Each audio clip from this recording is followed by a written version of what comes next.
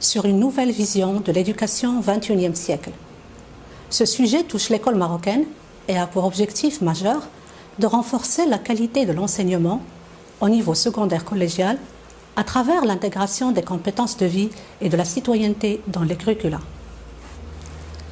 Comme vous le savez tous, aujourd'hui, le monde a beaucoup changé à cause de la révolution numérique, les progrès du savoir humain, mais aussi par la dégradation de l'environnement, les inégalités économiques, etc. Ce contexte nous pose justement à nous poser la question suivante. Quelles compétences doit-on développer pour s'épanouir dans un monde aggravé par un contexte d'instabilité politique, économique et sociale?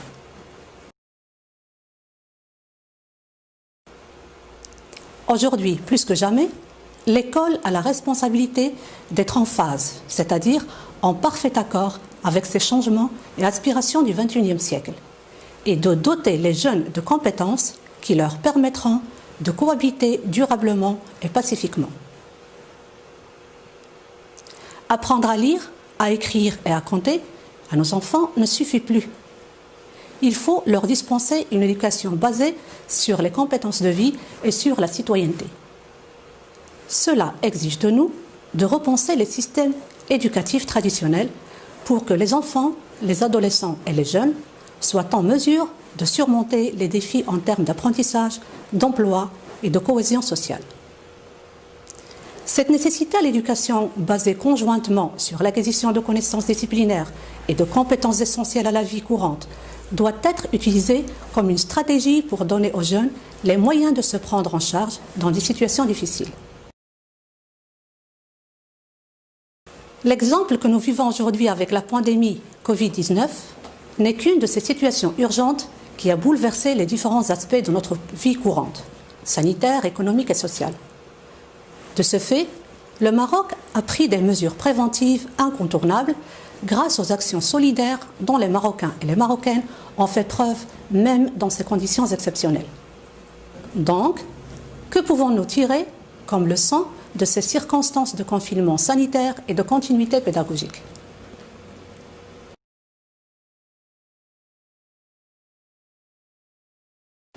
Ces moments de confinement ont montré à quel point l'école aurait intérêt à attribuer une attention toute particulière aux life skills, c'est-à-dire aux compétences de vie.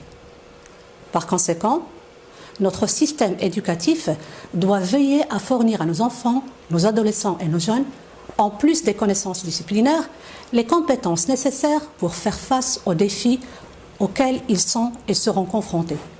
Ce qui suppose que l'éducation devrait se poursuivre en dehors des murs de l'école, c'est-à-dire au sein des communautés et du travail. Dans ce contexte de confinement et de continuité pédagogique, la plupart des parents se sont transformés en enseignants, aidant leurs enfants à apprendre à distance et découvrant dès lors la complexité de cette mission. Au lendemain de cette épreuve, aussi compliquée soit-elle, il est de notre devoir de nous focaliser sur l'intégration des compétences de vie. Ainsi, nous rendrons nos élèves capables d'affronter ce genre de crise et de s'adapter aux changements subis. Nos enfants d'aujourd'hui, citoyens de demain, ont besoin plus que jamais, non seulement de savoir et de connaissances, mais aussi d'un savoir-être, d'un savoir-faire et surtout d'un savoir-vivre.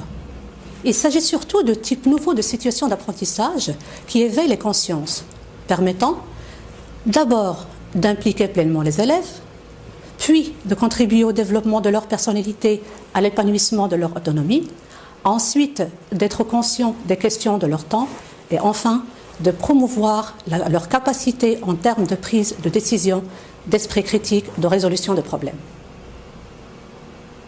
Voyons maintenant comment l'école marocaine envisage-t-elle d'introduire les compétences de vie dans les curricula.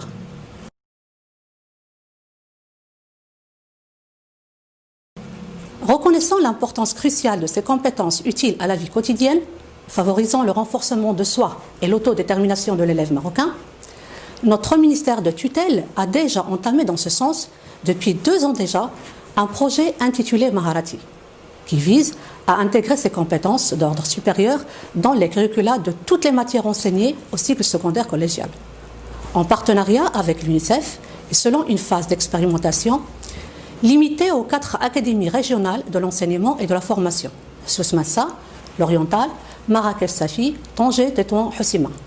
Il s'agit d'un programme de réflexion mené par une équipe à l'échelle nationale constituée d'inspecteurs pédagogiques des disciplines concernées et d'experts internationaux sous l'encadrement de la direction des curricula. D'autres équipes disciplinaires issues des directions provinciales de chaque académie sont intervenues dans le processus d'introduction des compétences de vie dans les programmes de toutes les matières scolaires du cycle collégial, voire aussi dans les activités extrascolaires. Les initiatives didactiques prises par toutes ces équipes sont en conformité avec le cadre référentiel du bureau régional de l'UNICEF au Moyen-Orient et Afrique du Nord. La question qui se pose et s'impose est donc de savoir ce qu'on entend par les compétences de vie et l'éducation à la citoyenneté.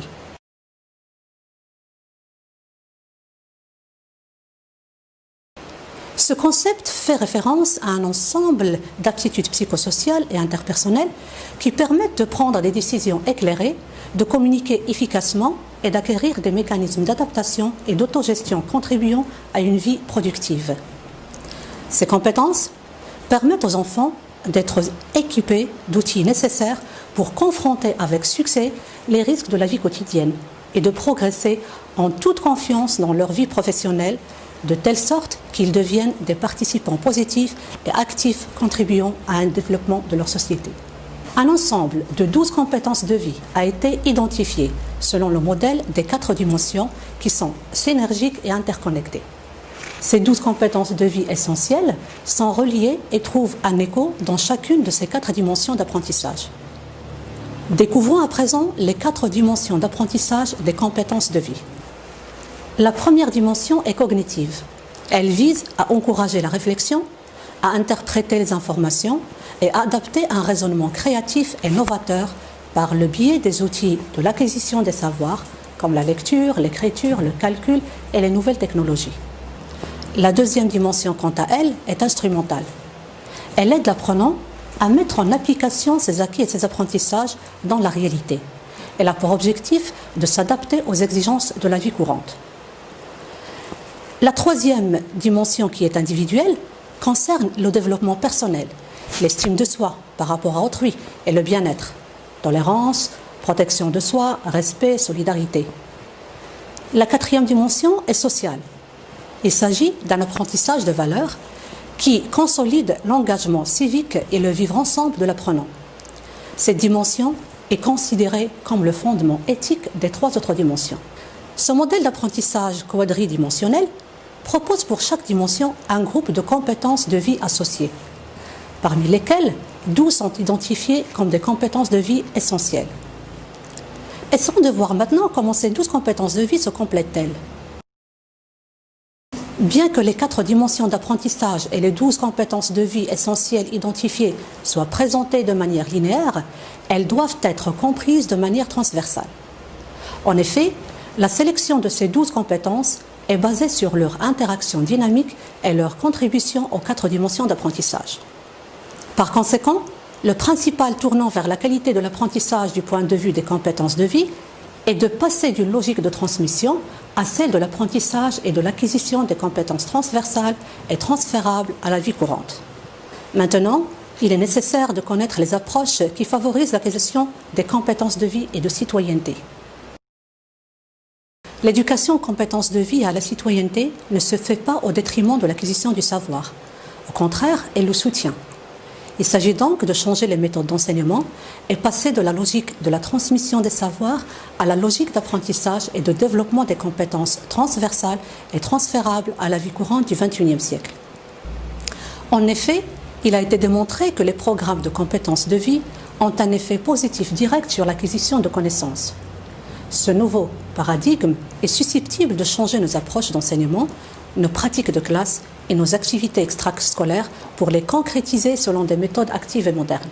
Dans cette perspective, et plus que jamais, les life skills sont à développer comme étant de compétences à faire appropriées aux apprenants dans les écoles, aux enfants au sein de leur famille et aux citoyens dans la société.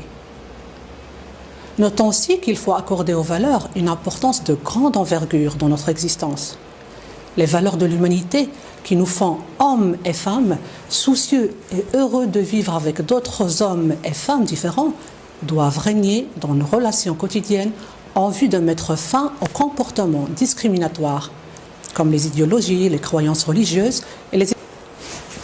Après cette esquisse qui nous donne un aperçu général sur quelques éléments introductifs du programme de l'éducation, compétences de vie et à la citoyenneté, mené par notre ministère de tutelle, des occasions se présenteront à nous pour mieux vous expliquer les soubassements théoriques de cette nouvelle éducation et vous expliciter des pratiques mettant en œuvre les fondements de ce nouveau paradigme dans le cadre des activités scolaires et extrascolaires. Merci de m'avoir